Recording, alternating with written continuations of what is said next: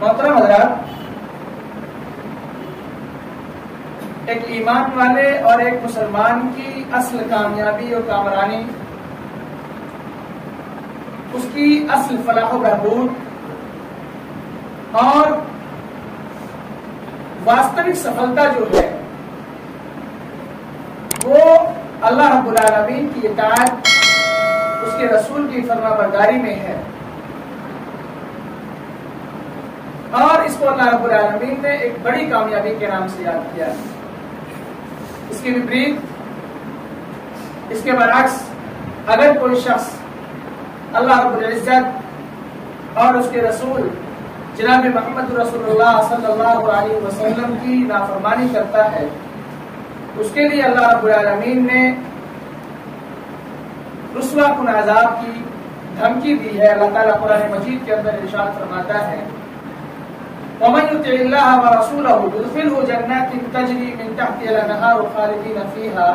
وَذَلِكَ الْفَوْزُ الْعَظِيمُ، کہ جو شخص اللہ اور اس کے رسول کی اطاعت اور فرمانبرداری کرتا ہے، اسے اللہ رب العالمین ایسے باغات میں، ایسی جنت میں داخل کرے گا جس کے نیچے نہریں جاری، جس میں وہ ہمیشہ ہمیشہ رہے گا، اور فرمایا وَذَلِكَ الْفَوْزُ الْعَظِيمُ، یہی بہت بڑی کامیابی ہے۔ اور جو شخص اللہ اور اس کے رسول کی نافرمانی کرے گا، آگیا کا پالن نہیں کرے گا، تو اللہ رب العالمین جہنم میں داخل کرے گا جس میں وہ ہمیشہ ہمیشہ رہے گا، اور اللہ رب العالمین نے فرمایا وَلَهُ عَذَابٌ مُهِينٌ، اور نافرمان لوگوں کے لیے رسوا کن، بے عزتی والا عذاب، ذلت آمیز عذاب، اپمان جنک عذاب ہے۔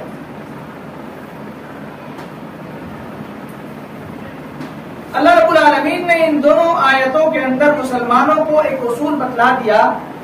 کہ آپ اپنی آخرت میں کامیابی چاہتے ہیں، اپنی آخرت میں عروج اور ارتقاء چاہتے ہیں، اپنی آخرت میں انتی اور پرگتی چاہتے ہیں، اپنی آخرت میں کامیابی اور کامرانی چاہتے ہیں، تو آپ کو کتاب و سنت کا حامل بننا ہوگا، کتاب و سنت کو اپنی زندگی میں نافذ کرنا ہوگی، کتاب و سنت کے مطابق اپنی زندگی کے ایک ایک پل کو گزارنا ہوگا، ورنہ جہنم آپ کا انتظار کر رہا ہے، جہنم میں داخلہ آپ کا یقینی ہے، اور جہنم میں جا کر آپ ناکامی و نامرادی اور اپنے خائب و خاسر ہونے کا ثبوت وہاں دیں گے، کیونکہ اللہ رب العالمین نے ایسے لوگوں کے لیے جہنم کی وعید سنا دی ہے، اور یہ بات اصولی طور پر سبھی کو سمجھ میں آ جانی چاہیے۔ اب اللہ رب العالمین کی اطاعت ہم کیسے کریں؟ تو قرآن کریم کے اندر جو بھی احکامات، قرآن کریم کے اندر جو بھی اوامر، قرآن کریم کے اندر جو بھی ایسی باتیں ہیں جن کے کرنے کا ہمیں حکم دیا انہیں کرنا ہے، اور جن سے باز رہنے کی تلقین کی ہے، جن سے دوری اختیار کرنے کا اللہ رب العالمین نے ہمیں آدیش دیا ہے، ان سے دوری اختیار کرنا ہمارے لیے واجب اور ضروری ہے، اور یہی قرآن پر عمل ہے، یہی قرآن تعلیمات کو اپنی زندگی کا حصہ بنانا ہے۔ اسی طرح اللہ کے رسول صلی اللہ علیہ وسلم کی احادیث پر عمل کرنا، اللہ کے رسول صلی اللہ علیہ وسلم نے ہمیں جن باتوں کی تعلیم دی ہے ان پر عمل کرنا، اور جن سے روکا ہے ان سے دوری اختیار کرنا بھی اللہ کے رسول کی فرما برداری ہے۔ اطاعت الہی اور اطاعت رسول، قرآن اور حدیث پر عمل ہمیں کس دشا نردیش کے انوسار کرنا چاہیے، کس روشنی میں کتاب و سنت پر عمل کرنا چاہیے، کون سے وہ طریقے ہیں جن کی روشنی میں ہمیں کتاب و سنت کو اپنی زندگی کا حصہ بنانا چاہیے، تو اللہ رب العالمین نے اس کے لیے بھی اصول دیا، اس کے لیے بھی ضابطہ بتلایا، اور فرمایا کہ ان لوگوں کی روشنی میں قرآن و حدیث پر عمل کرو، ان لوگوں کی روشنی میں قرآن و حدیث کو اپنی زندگی کا حصہ بناؤ جنہوں نے اللہ کے رسول صلی اللہ علیہ وسلم کی زبان مبارک سے کلام اللہ کو ڈائریکٹ سنا ہے، جنہوں نے اللہ کے رسول صلی اللہ علیہ وسلم کی حدیث کو اپنی نظروں کے سامنے دیکھا ہے، پڑھا ہے اور سنا ہے، جنہوں نے اللہ کے رسول صلی اللہ علیہ وسلم سے ملاقات کی ہے،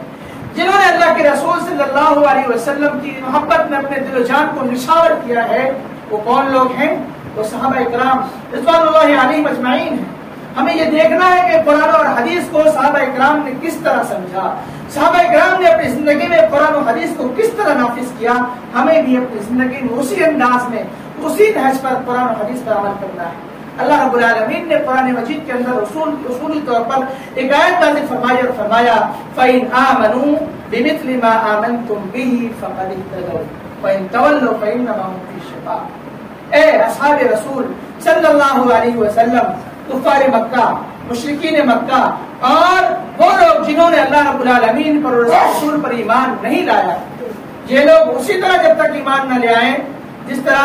آپ ایمان لائے ہیں، جس طرح اے اصحاب رسول صلی اللہ علیہ وسلم آپ کا اللہ اور اس کے رسول صلی اللہ علیہ وسلم پر ایمان ہے، اسی طرح اگر کفار مکہ بھی ایمان لے آتے ہیں تب جا کر یہ ہدایت یافتہ ہوں گے، تب جا کر یہ حق اور باطل کے درمیان تمیز کر پائیں گے، تب جا کر یہ سیدھے راستے اور سیدھے جگہ پر چل پائیں گے۔ وَإِن تَوَلَّوْا فَإِنَّمَا هُمْ فِي شِقَاقٍ، اور اگر ان لوگوں نے منہ پھیر لیا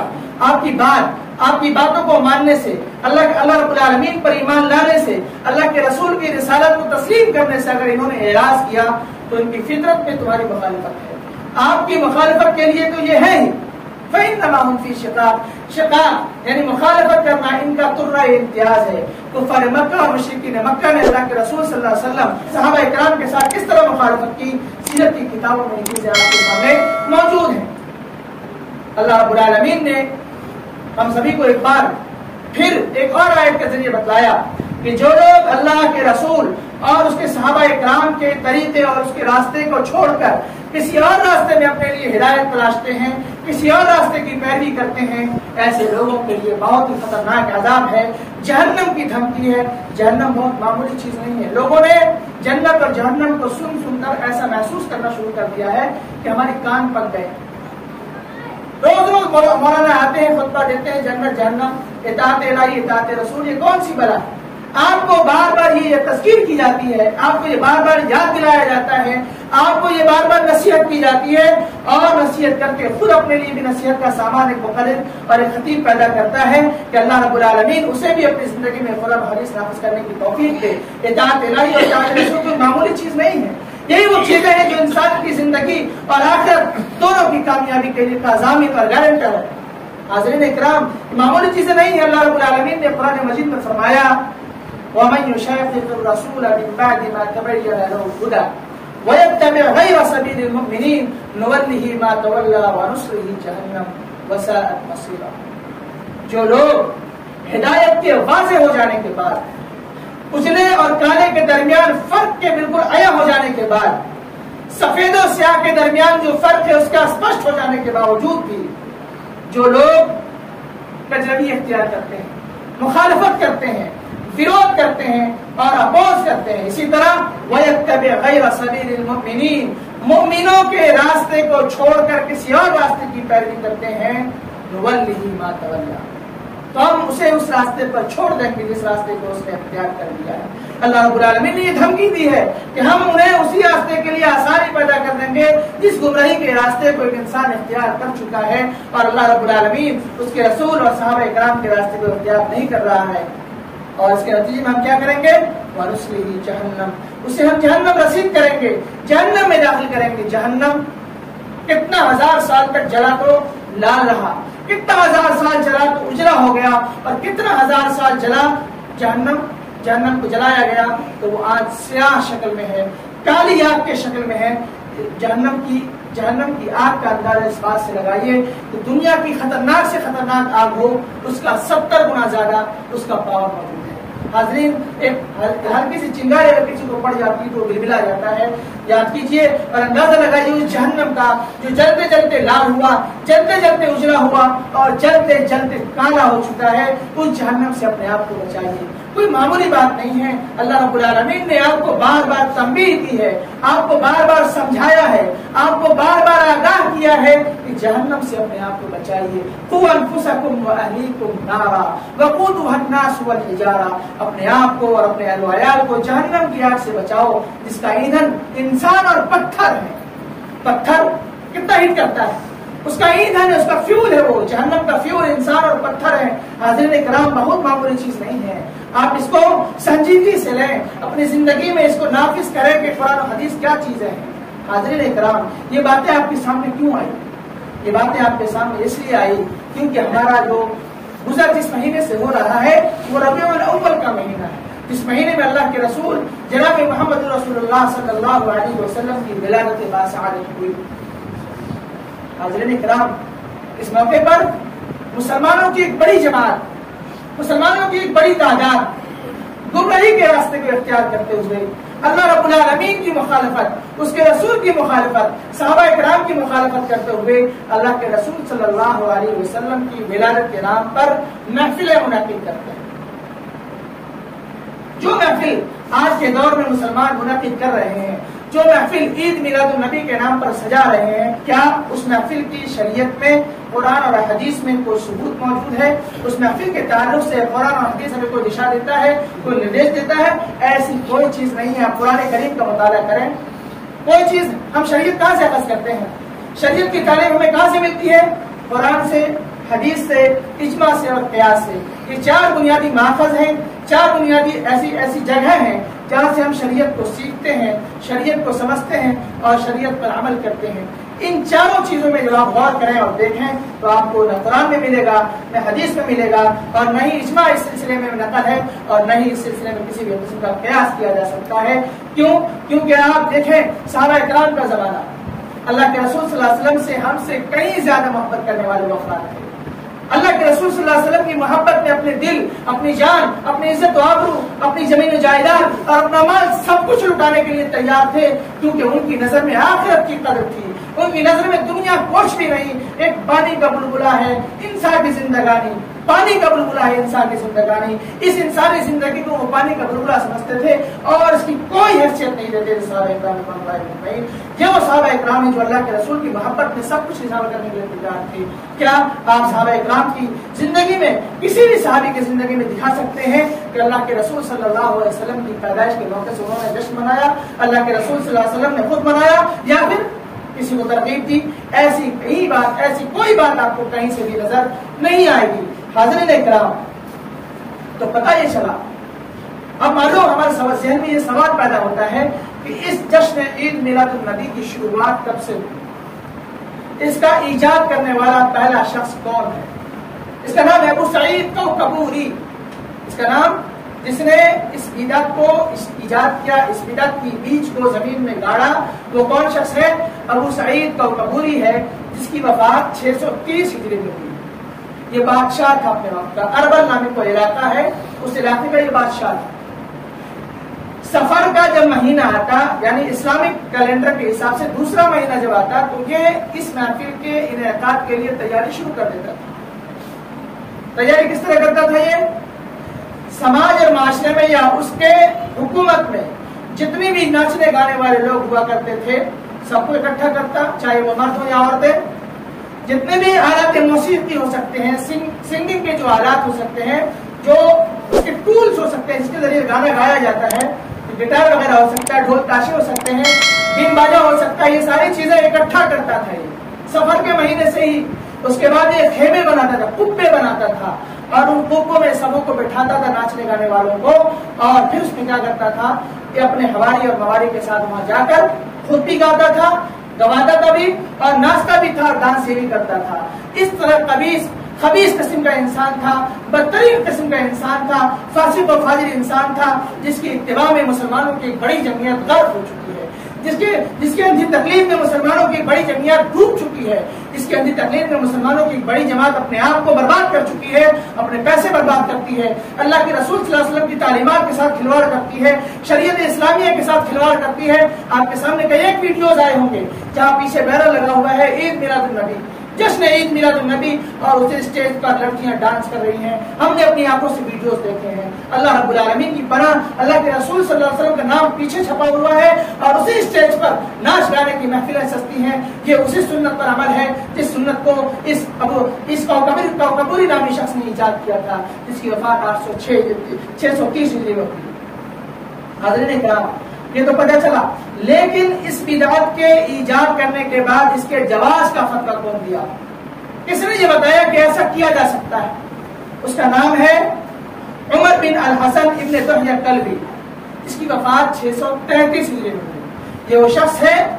جو اپنے زمانے کا عالم مانا جاتا تھا، اپنے زمانے کا پڑھا لکھا شخص مانا جاتا تھا، اپنے زمانے کا بہت ہی بڑا دقاق مانا جاتا تھا، یہ وہ شخص ہے جس نے بادشاہ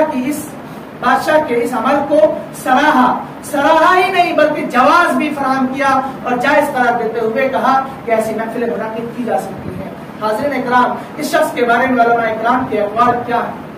اس شخص کے بارے میں ابن حجر رحمہ اللہ نے ابن نجار رحمہ اللہ کی بات کو نقل کرتے ہوئے کہا کہ اس شخص کے جھوٹے ہونے میں، اس شخص کے ضعیف ہونے میں پوری امت اسلامیہ کا اتفاق مجھے پتا ہے۔ میں جانتا ہوں کہ اس شخص کے بارے میں جتنے بھی لوگ جانتے ہیں اس کو، ابن دنیا کلبی کو، سبھی لوگوں نے ان کو کہا ہے کہ یہ کمزور ہے، دربل ہے، ان کی دماغی صلاحیت ٹھیک نہیں ہے، یہ ضعیف اور جھوٹے لوگ ہیں۔ یہ وہ شخص ہے جو مسلمانوں کے جو رہنما ہیں، مسلمانوں کے جو صحیح لیڈر ہیں، مسلمانوں کے جو صحیح قائد ہیں، مسلمانوں کے جو صحیح علماء ہیں، جو سلف صالحین ہیں، انہیں یہ شخص گالیاں دیا کرتا ہے، ان کے سلسلے میں گستاخیاں کیا کرتا ہے۔ یہ وہ شخص ہے جس نے عید میلاد النبی کے صلی اللہ علیہ وسلم کے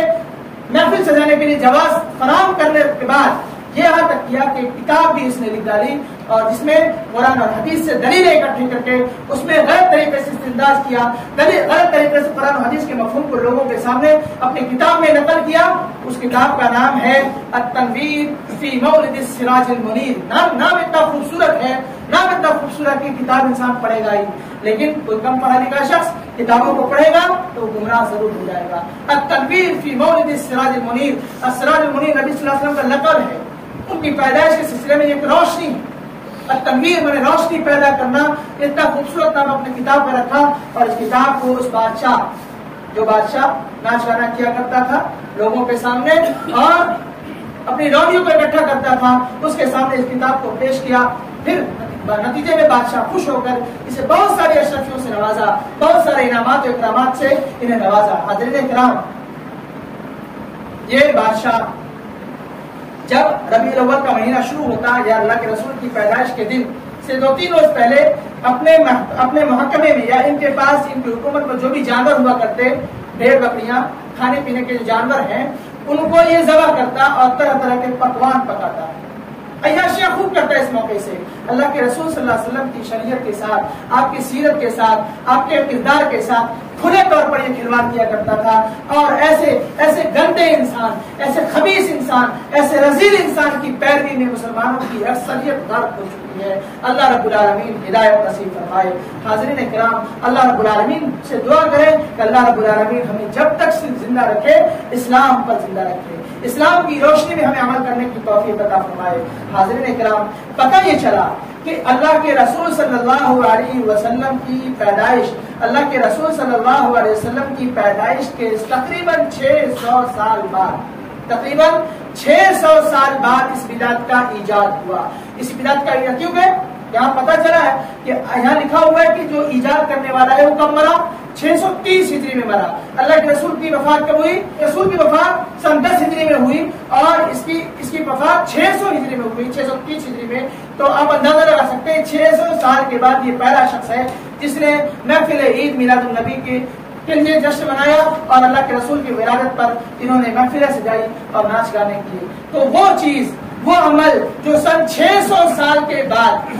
وجود پاتا ہے، اس پر مسلمانوں کی اکثریت اللہ کے رسول کی سنت سمجھ کر عمل کرتی ہے۔ اللہ رب العالمین کی پناہ طلب کیجیے۔ حاضرین کرام، ایک اصول اور کہ جو کام عبادت کے نام پر کیا جائے اس کی دلیل قرآن و سنت میں موجود ہونا چاہیے۔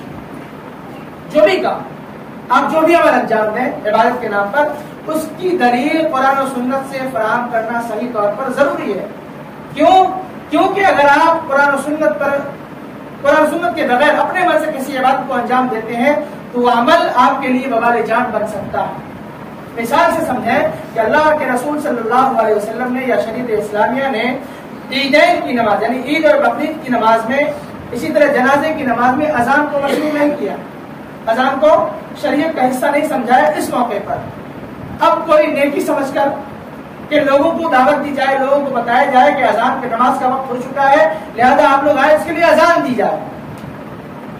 تو یہ عمل اذان دینا گرچہ ایک بہترین عمل ہے جس میں اللہ رب العالمین کے تقدس کا، اللہ رب العالمین کی کبریائی کا بیان ہے، اللہ کے رسول کی رسالت کا بیان ہے، اللہ رب العالمین کے معبود برحق ہونے کا بیان ہے۔ اس اذان کے اندر نماز کی اہمیت کا تذکرہ ہے، جس نماز کے اندر